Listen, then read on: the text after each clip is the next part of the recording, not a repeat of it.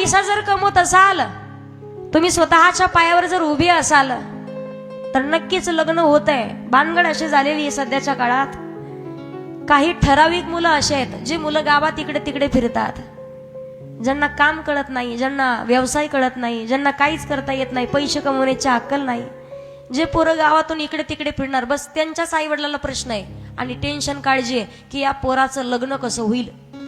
मला गावातला एखादा मुलगा असा दाखवा की तो मुलगा नोकरीला आहे, त्याला 50,000 पगार आहे, त्याला 70,000 पगार आहे, त्याला 1,00,000 रुपये पगार आहे, तरी त्या पोराचं लग्न होईना.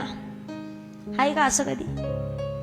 जे स्वतःच्या पायावरती उभं आहे. सध्याच्या काळात मुलींचा विचार जर घेतला आपण, मुली आहेत, आपण फक्त म्हणतो मुलं वाढले मुली कमी झाल्या. मुली सुद्धा आहेत. गावात कधीतरी विचार करून पहा, मुली आहेत, पण 22-23 वर्षाचा मुलगा झाला तर मुलगा शाळा सोडून इकडे गावामध्ये इकडे तिकडे भना फिरत राहतो. इकडे फिरल, तिकडं याला कट मारल, त्याला काहीतरी म्हणल, भांडण घरी घेऊन येईल. पण 22-23 वर्षाची मुलगी तुम्ही 25 वर्षाची झाल्यावर लग्न लावून द्या.